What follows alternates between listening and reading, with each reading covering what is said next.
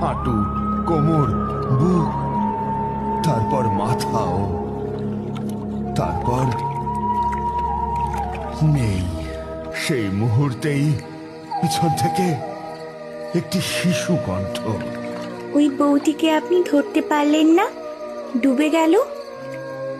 আমি ঘুরে দেখি খালি পায়ে দাঁড়িয়ে আছে। কে তুমি? আর এত রাতে এখানে একা কি করছো?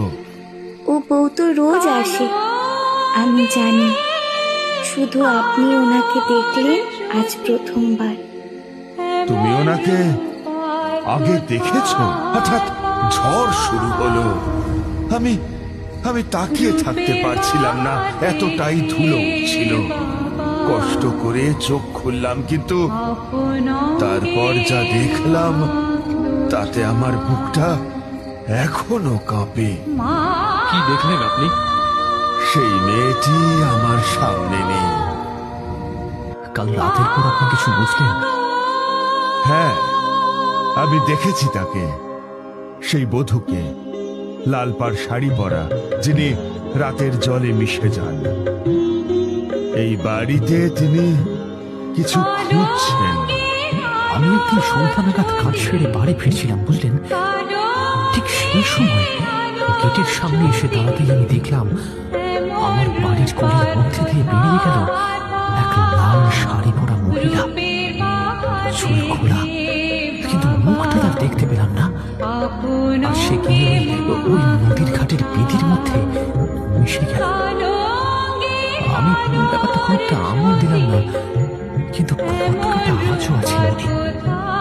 উনি কোনো সাধারণ মহিলা ছিলেন না ভবেশ বাবু। আপনাকে জানাতে এসেছিলেন যে তিনি আসছেন। সেদিন সারা রাতটা মনে হাজারো কৌতূহল নিয়ে জেগে আছি। ঠিক ভোর ভোর নাগাদ ভবেশ বাবু ছুটে এলেন আমার ঘরে। আর তারপর যা বললেন তা ভাবলে এখনো আমার লোম খাড়া হয়ে যায়। ঠাকুরমশাই, আপনিও জেগে আছেন? আমি আমি একটা স্বপ্ন দেখলাম। আমার স্বপ্নে মা কালী এসেছিলেন ঠাকুরমশাই। মা কালী। তিনি এসেছেন, বলেছেন সময় এসে গেছে। আপনাকে? আপনি কি দেখলেন ঠাকুরমশাই? আমি দেখলাম আগুন জ্বলছে, আর তার মাঝখানে দাঁড়িয়ে আছেন মা। বলছে